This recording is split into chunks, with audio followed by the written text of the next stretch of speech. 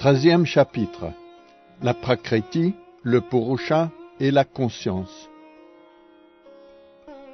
Arjuna dit: que sont la Prakriti, la nature, et le Purusha, le bénéficiaire? Que sont le champ et le connaissant du champ, le savoir et l'objet du savoir? Je désire l'apprendre, ô cher Krishna. Le Seigneur bienheureux dit: on appelle le champ le corps au fils de Kunti, et connaissant du champ, celui qui connaît le corps.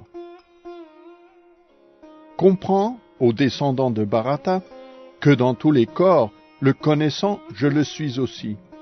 Et connaître le corps, connaître le possesseur du corps, voilà le savoir. Telle est ma pensée. Écoute à présent, je t'en prie. En peu de mots, je décrirai le champ d'action, comment il est constitué, ses métamorphoses, sa source, de même que le connaissant de ce champ et son influence. Ce savoir, du champ d'action et de son connaissant, divers sages l'ont exposé en divers écrits védiques, notamment le Vedanta Sutra, où cause et effet sont présentés avec force raison.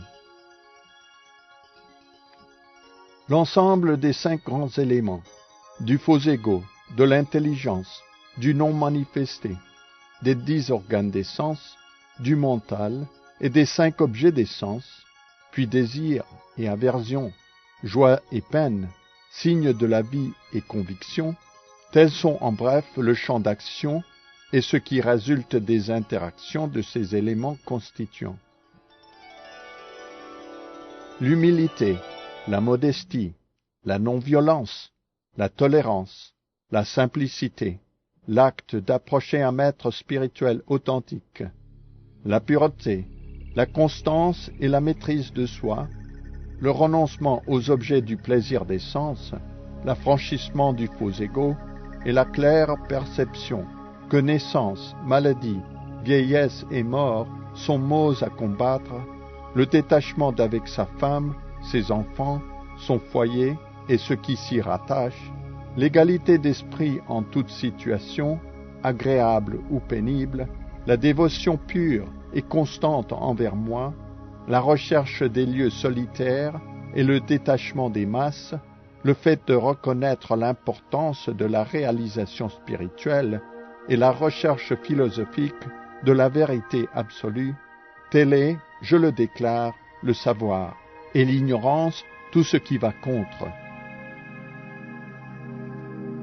Je t'instruirai maintenant de l'objet du savoir, et sa connaissance te fera goûter l'éternel.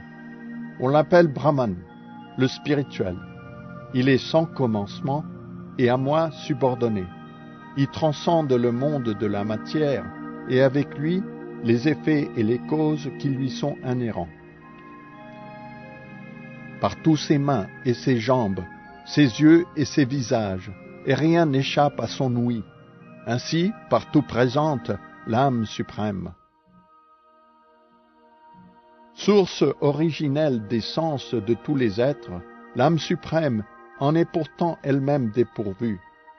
Soutien de tous, elle reste pourtant sans attache, et, au-delà des 3 gunas, elle n'en demeure pas moins le maître. La vérité suprême est au-dedans comme au-dehors, dans le mobile comme dans l'immobile. Elle dépasse le pouvoir de perception et d'entendement lié au sens matériel. Infiniment lointaine, elle est aussi très proche. Bien qu'elle semble divisée, l'âme suprême demeure indivisible. Elle est une. Bien qu'elle soutienne tous les êtres, comprend que c'est elle aussi qui les dévore et les fait se développer tous. De tout ce qui est lumineux, elle est la source de lumière. Elle est non manifestée, elle demeure par-delà les ténèbres de la lumière. Elle est le savoir, l'objet du savoir et le but du savoir. Elle habite le cœur de chacun.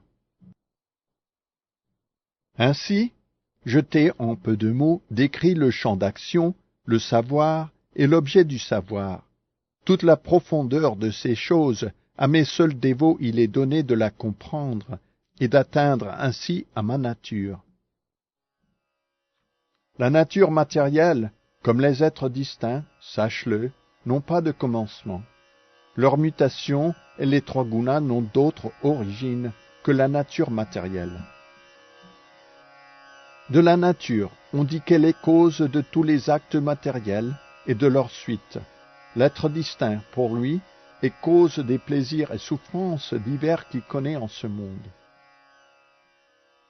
Ainsi, l'être distinct emprunte, au sein de la nature matérielle, diverses manières d'exister, et y prend jouissance des trois gunas. Cela parce qu'il touche à cette nature. Il connaît alors souffrance et plaisir en diverses formes de vie. Mais il est, dans le corps, un autre bénéficiaire, lequel transcende la matière, et c'est le Seigneur, le possesseur suprême, témoin et consentant, qu'on nomme l'âme suprême. Il atteindra certes la libération, celui qui comprend ainsi la nature matérielle, et ce que sont l'être vivant et l'interaction des trois gunas. Quelle que soit sa condition présente, jamais plus il ne renaîtra en ce monde. L'âme suprême, certains l'aperçoivent à travers la méditation, d'autres en cultivant la connaissance, d'autres encore par l'action non intéressée. Puis on rencontre ceux qui, bien que peu versés dans le savoir spirituel, s'engagent dans l'adoration du Seigneur suprême parce qu'ils ont entendu parler de lui. Prêtant volontiers l'oreille aux dires d'autorité, eux aussi triomphent du cycle des morts et des renaissances. Sache, au meilleur des bharatas, que tout ce qui est mobile et immobile ne procède que de l'union du champ d'action avec le connaissant du champ.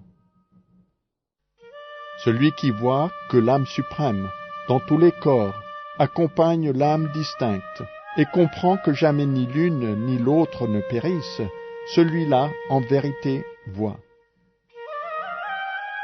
Qui en chaque être voit l'âme suprême, partout la même, ne laisse pas son mental l'entraîner à la dégradation. Ainsi parvient-il au but suprême et absolu.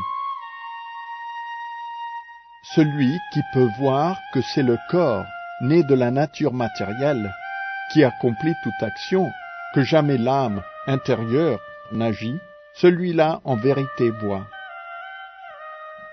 Quand l'homme d'intelligence cesse de voir en termes d'identité multiple, due à des corps multiples, il atteint la vision du Brahman. Alors, partout, il ne voit que l'âme spirituelle.